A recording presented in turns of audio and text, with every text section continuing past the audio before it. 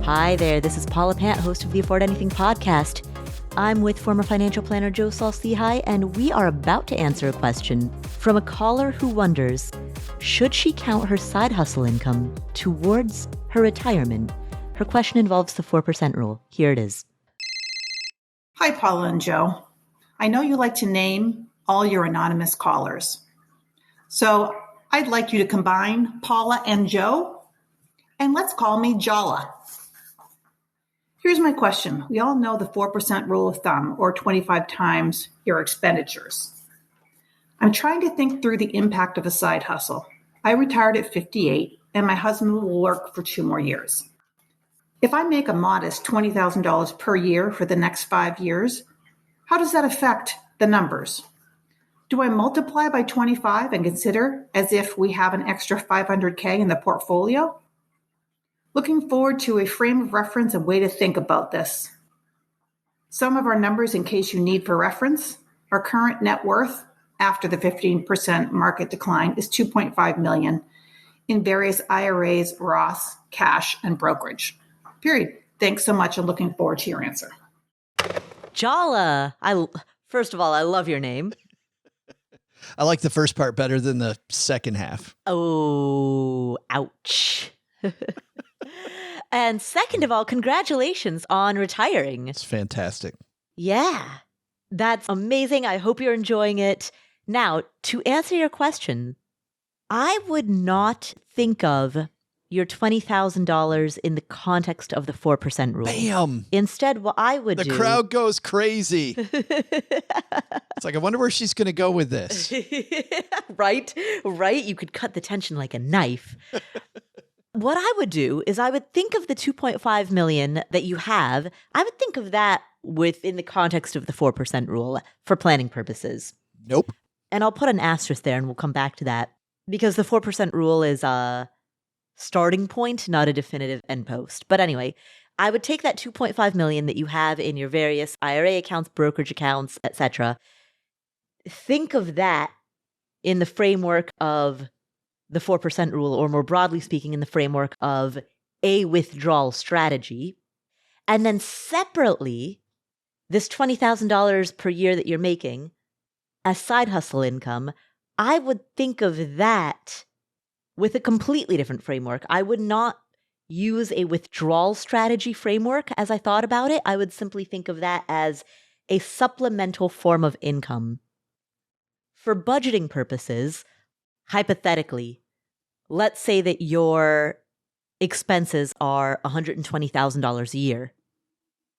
$100,000 a year comes from drawing down at a 4% rate from the $2.5 million portfolio.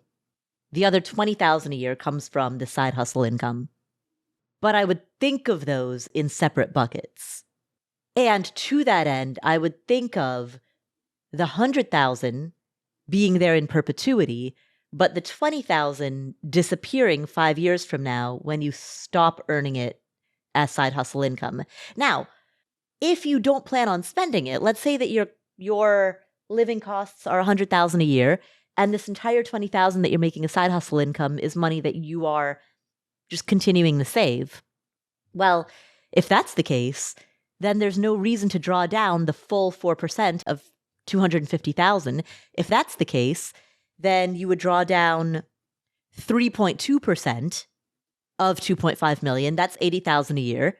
You'd supplement it with the $20,000 that you're earning, and boom, now you still don't have to consider the $20,000 within the framework. You still consider the $20,000 just as money that you're making at the moment, but you're only drawing down 3.2% of that $2.5 million portfolio for the 5 years in which you make this supplemental 20 grand.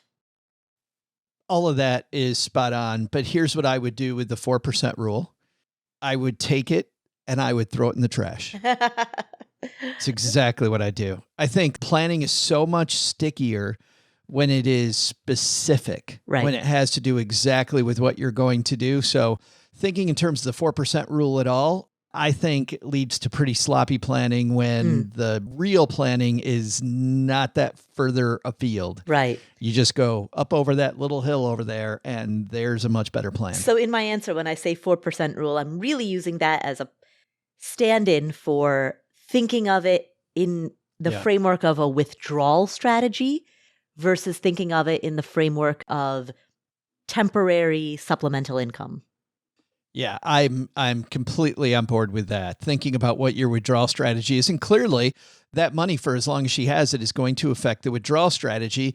And what does that mean? That means that she's going to be able to take that money she already has invested, Paula, and just keep it invested longer, which means her potential rate of return then is higher. Exactly. Which is awesome. Yeah, I completely 100% agree. Exactly. So yeah, I wouldn't think of the 20,000 with the framework of a withdrawal strategy.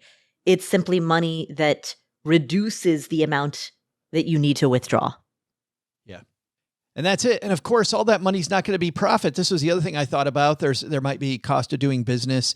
There also will be taxes on that money. So I definitely would not think about that unless she was giving us the after-tax number that she's just bringing home and that's being added to the bottom line. But, you bring home $20,000 of taxable income, Paula, on top of whatever they have coming in. She's not going to get to keep all that. So just remember that too. Right, exactly. Well, Jaula, there's your answer. Simple enough.